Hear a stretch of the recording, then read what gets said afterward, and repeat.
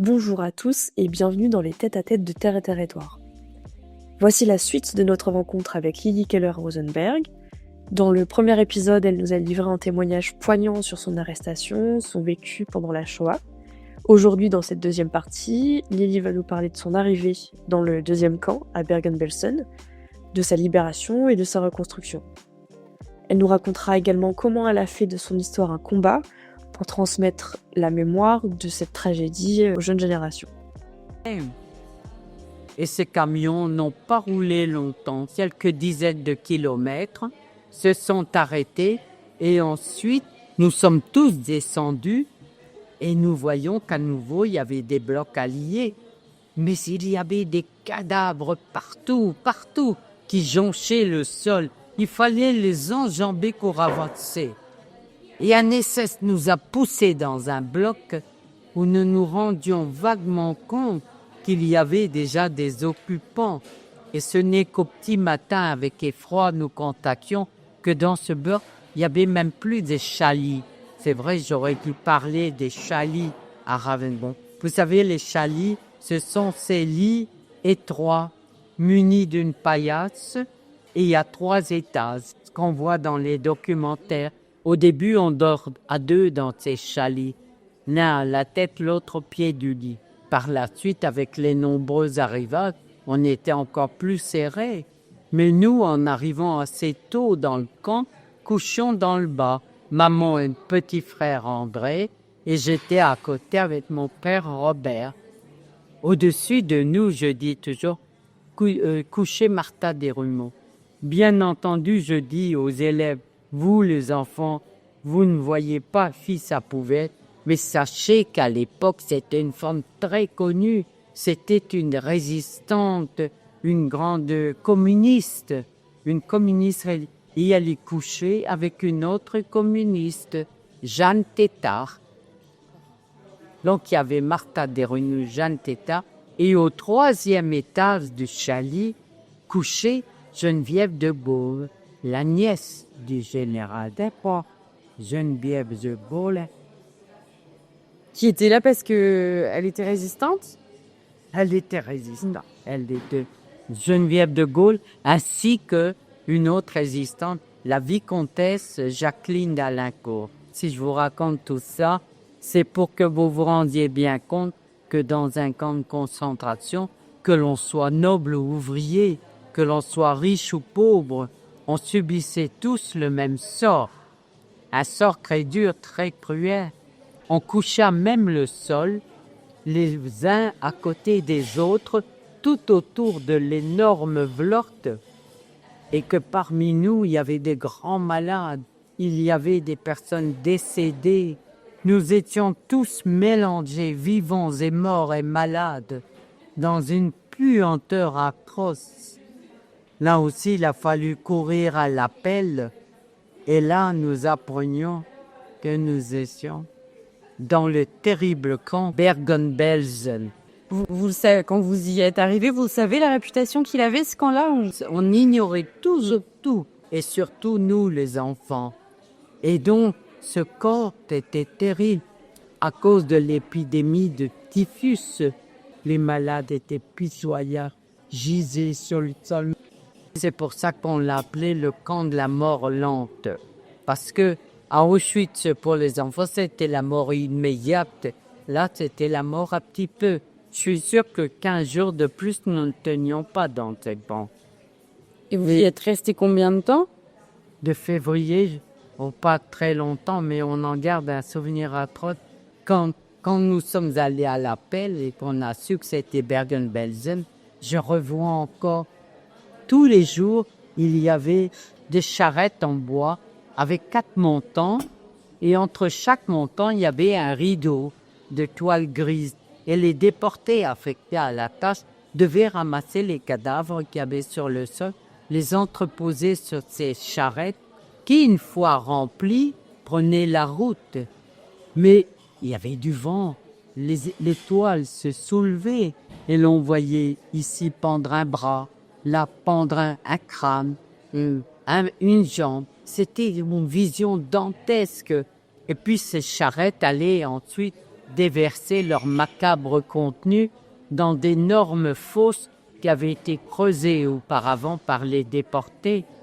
Et les nazis aspergeaient les corps des cendres et y mettaient le feu. Et c'est cette odeur-là qu'on avait déjà sentie en descendant du train avant de prendre le camion, vous savez. Avant de prendre le camion, il y avait une odeur pestilentielle dans l'air. On ne savait pas ce que c'était.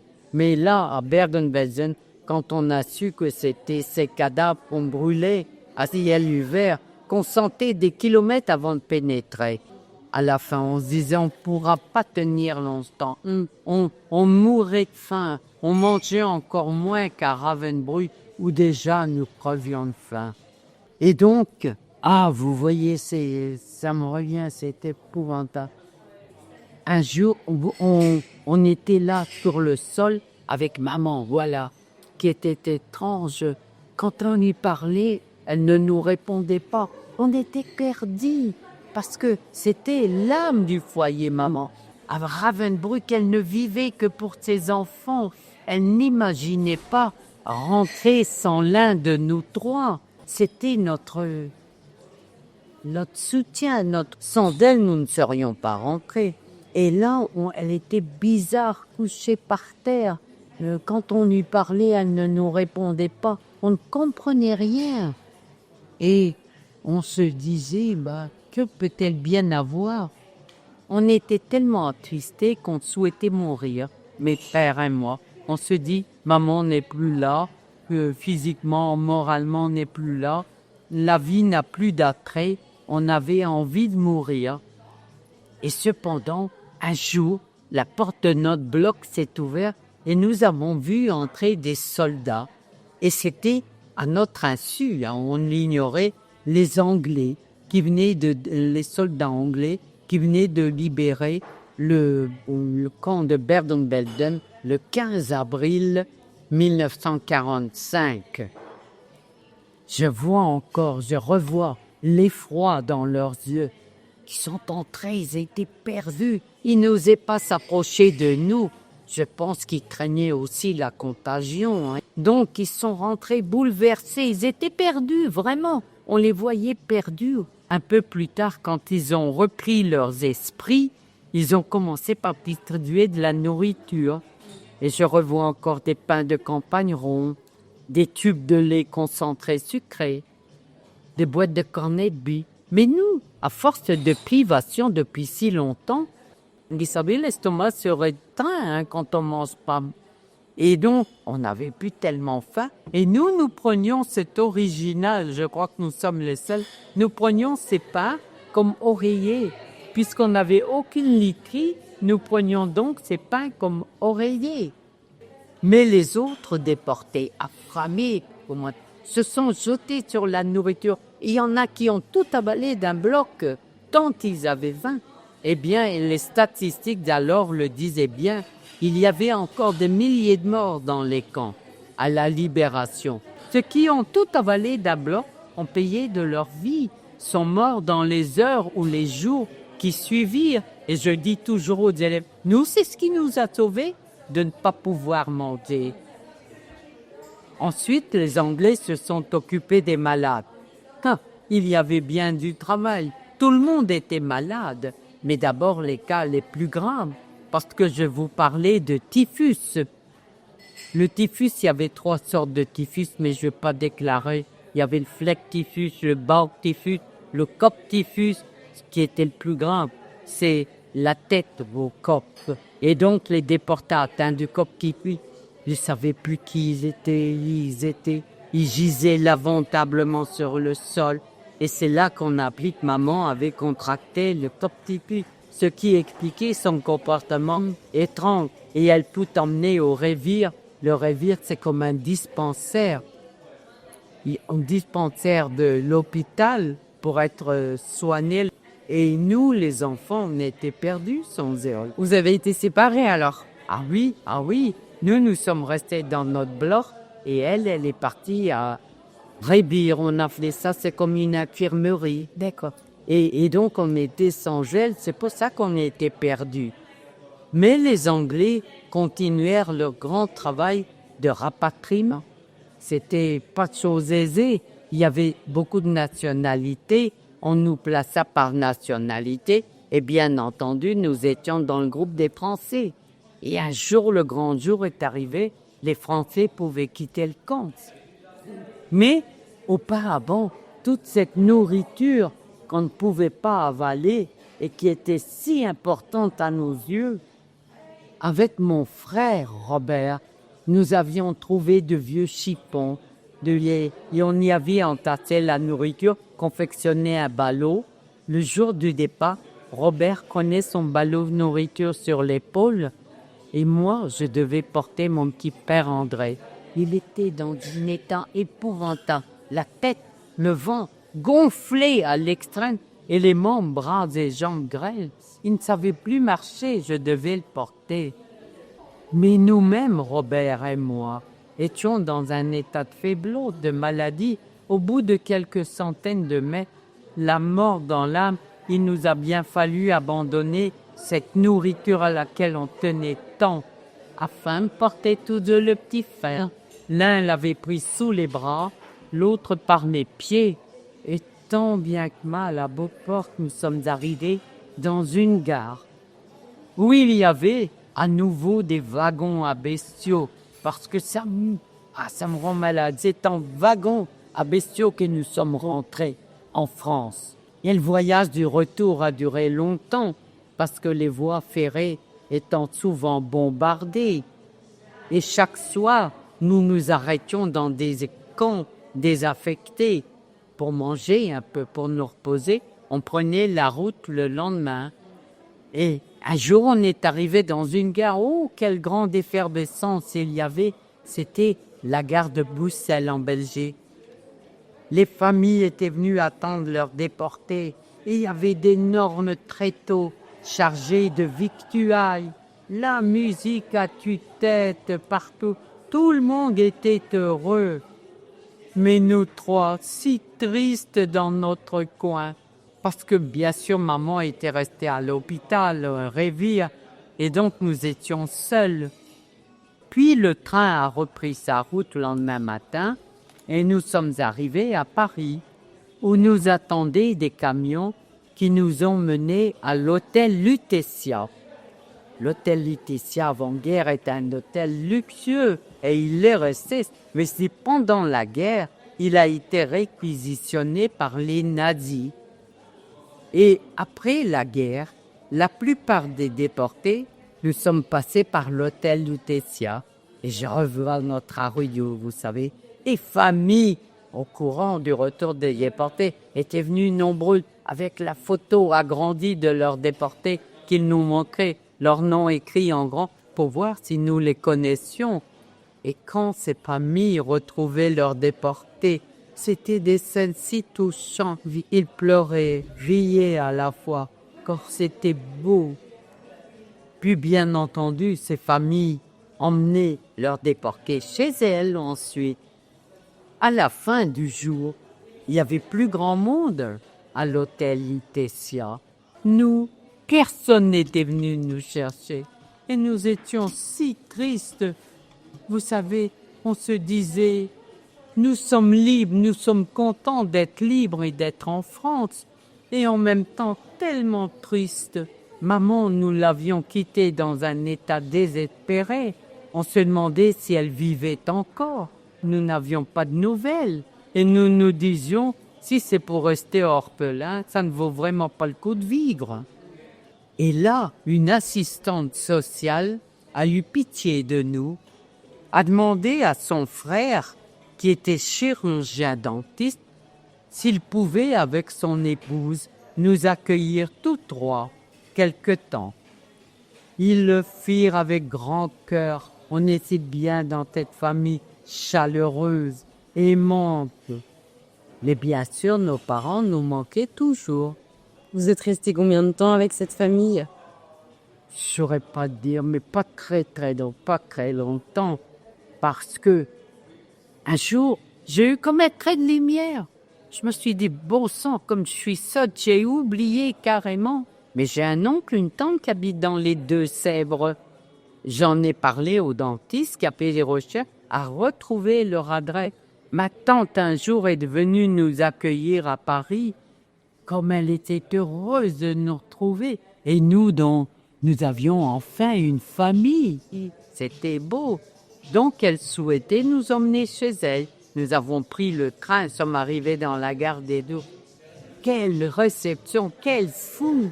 Il y avait les familles, il y avait les journalistes, les photographes, la radio. Mais c'était quelque chose d'exceptionnel ce jour-là. 3, 4, c'était jamais produit. 3 petits enfants qui rentrent tout seuls des camps de concentration, sans père ni mère. Ah, qu'on était à l'honneur. Cependant, notre santé ne nous permettait pas d'aller dans la famille parce qu'on avait besoin de soins, de médecins. Et c'est la Croix-Rouge française qui nous a placés dans un préventorium à Hendaye. Bien sûr qu'on était bien. On nous donnait à manger à notre faim. On nous soignait. On se sentait si seul malgré tout. Et là, vous aviez pas de nouvelles ni de votre père ni de votre mère. On savait pas. Et puis un jour, figurez-vous que la porte de notre chambre dans ce préventorium s'est ouverte et on a vu maman devant la porte qu'on n'attendait plus. Elle était maigre, d'une maigreur. Elle pesait même pas 27 kilos. Mais elle était là. Vous savez, pour nous, ça avait un sens. La vie reprenait. Et nous sommes restés encore quelque temps dans ce préventorium avec elle. Mais on ne pouvait pas y rester indéfiniment. Il fallait bien songer à rentrer dans le Nord. Nous sommes revenus à la maison à Roubaix. On a retrouvé dans quel état. Il n'y avait plus rien chez nous. Tout avait été pillé, 100%. Même le parquet de tapisserie était déchiré des murs. On s'est dit, c'est bien beau. Nous voilà enfin à la maison. Et comment va-t-on faire pour vivre? Et ce sont les voisins qui étaient exceptionnels. Les voisins n'étaient pas bien riches, mais chacun amenait ce qu'il pouvait. L'un amenait un grand matelas, un autre une table, des chaises, un autre de la vaisselle, de la nourriture. Au bout de quelque temps, nous nous sommes dit maintenant, papa va rentrer à son tour. Nous essaierons de reprendre notre vie d'amis.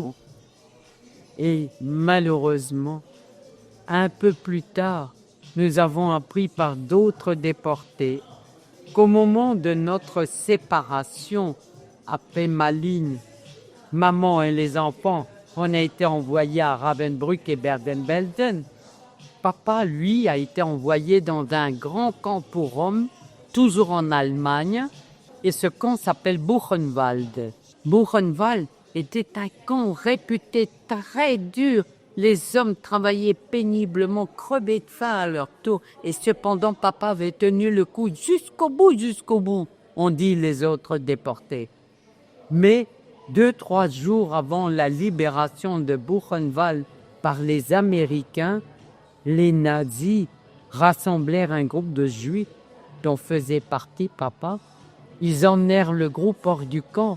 Et tout le groupe a été mitraillé. Nous nous sommes rendus compte, nous les enfants, que plus jamais nous ne reverrions papa. C'était dur aussi pour maman, qui était veuve, avec 3 petits-enfants à élever. On a connu des années dures, vous savez, après notre retour. Et nous ne pouvions pas en parler. Nous étions traumatisés par ces 2 années de souffrance. Même avec vos frères et votre maman, vous en parliez pas. Non. C'était pas un sujet. On n'en parlait pas pour pas remuer telle douleur. Vous voyez, par pudeur aussi. Et quand, par hasard, on essayait de dire un petit peu sur les camps, les gens semblaient mettre en doute ce qu'on racontait. Et ça nous vexait au plus haut point. C'est pour ça que beaucoup de déportés ont dit on n'en parlait pas puisqu'on ne nous croyait pas. Mais en ce qui me concerne, avec l'apparition des négationnistes, c'est-à-dire fin des années 70, début 80, comment ont-ils pu dire que tout cela n'a pas existé? Alors là, mon sang ne petit Théo, il me fallait à tout prix à tout prix raconter aux jeunes les horreurs de la guerre, parler de tout ça. Et pourtant, je vous assure, ce n'était pas facile, mais je ne pouvais pas laisser dire n'importe quoi. Il me fallait expliquer aux jeunes non seulement les horreurs de la guerre et les morts qui s'ensuivent, mais aussi leur dire qu'il faut éviter qu'une nouvelle guerre revienne et qu'ils en sont capables d'éviter cette guerre. Pour cela, il faut qu'ils soient vigilants, les jeunes. Tout peut revenir de façon différente, mais le mal est partout. Soyez aussi courageux. Maintenant, je vous ai raconté la vérité. Ayez le courage de la répondre. Ne laissez pas passer les mensonges quand vous en entendez de la part des négationnistes. Il faut aussi à tout prix combattre le racisme. Le racisme est un fléau à notre époque. Il faut absolument le combattre. Combattre aussi l'antisémitisme qui malheureusement perdure. Et combattre aussi la xénophobie, la haine de l'étrange. Et les élèves le comprennent si bien, je vous assure, je m'en rends compte parce que je reçois des milliers de lettres qui me le prouvent. Je dis aussi aux élèves, les enfants, il faut être tolérant. Vous acceptez les uns les autres avec vos différences. Ces différences vous enrichissent. Acceptez-vous. Je leur dis toujours, vous n'avez pas besoin de vous adorer, mais respectez-vous. Si le monde s'en portera mieux. Voilà, il ne faut plus de guerre. La guerre est la chose la plus atroce et c'est la haine qui amène la guerre. Et donc plus de haine non plus. Et les élèves le comprennent bien. Dans leurs nombreux courriers, ils me disent « Madame, jamais on n'oubliera votre témoignage et vous pouvez être sûr qu'à notre tour, nous transmettrons. » Je dis « C'est beau, c'est mon souhait. » Et puis voilà. Maintenant, je dis ce sont mes petits, tous ces élèves sont mes petits messagers. J'y tiens à ce mot. Bientôt, il n'y aura plus de déportés. C'est vrai, on diminue chaque année. On n'est qu'une poignée pour toute la France. Et justement, Vous sentez que ce que vous faites, ça a de l'importance? ça a de l'importance, pas pour ma petite personne, mais la famille est reconnue. Et surtout, pour que ça serve de leçon, pour que plus jamais ces horreurs ne puissent revenir. Plus jamais ça. C'était le mot que disaient tous les déportés au retour. Plus jamais ça. Parce que c'est quoi votre regard aujourd'hui sur ce qui se passe dans le monde, en Norvège? Triste terriblement de voir qu'à la Seconde Guerre mondiale, il y a eu tant de morts, et ça n'a pas servi de leçon. Vous voyez, il y a partout la guerre. Et ce que je veux que les jeunes aient, je leur dis, les adultes sont pas raisonnables. Mais moi, je crois en vous, les enfants, parce que je témoigne à l'infini, tout au long de l'année. Des semaines entières, je témoigne, sans repos. Personne ne doit jamais oublier ce qui pue pour que ça ne se reproduise. Plus jamais ça, on dit les déportés en rentrant.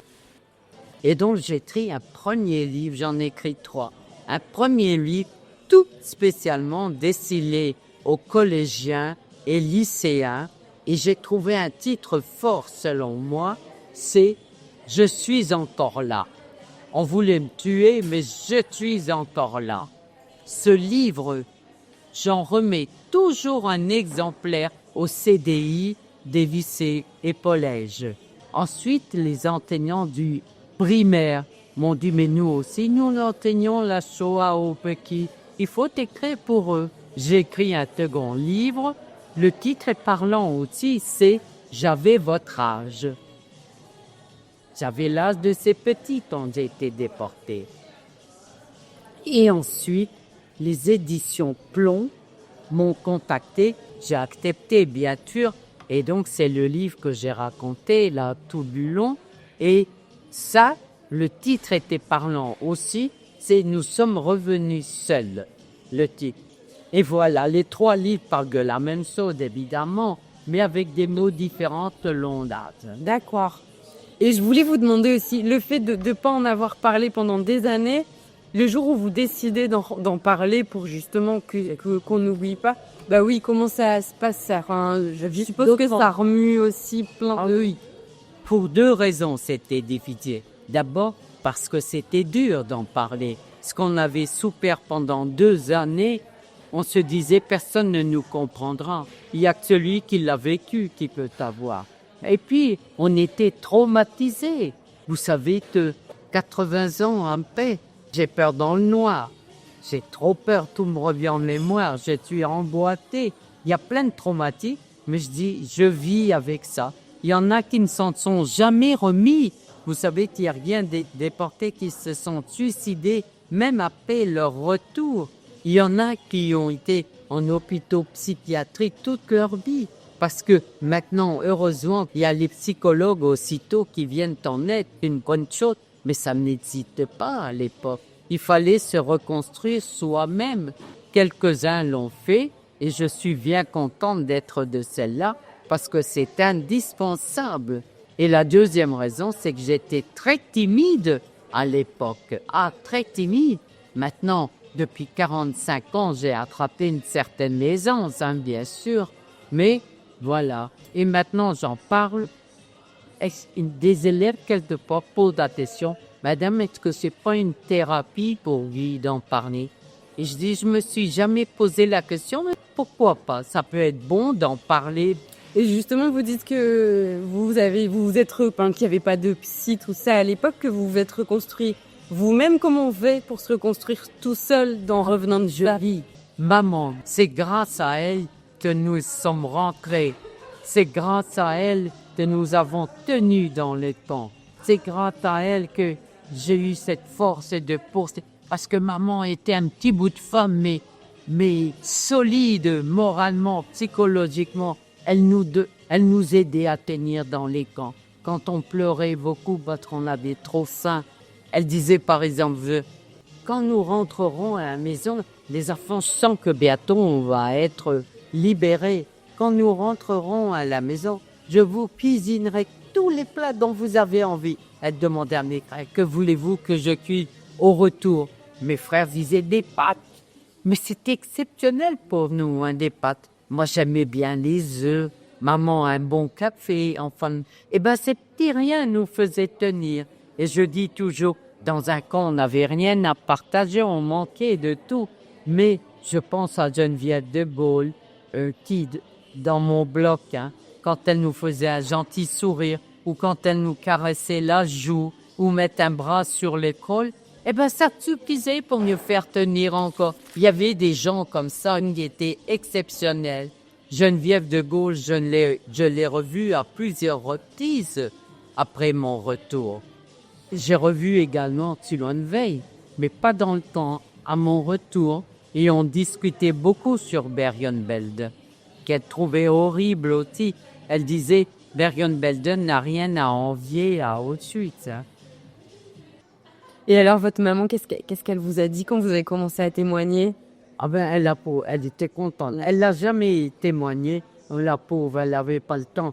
Elle a retapé ses 3 enfants qui étaient en piteux état. Et je dis toujours, maman nous a donné 2 fois la vie.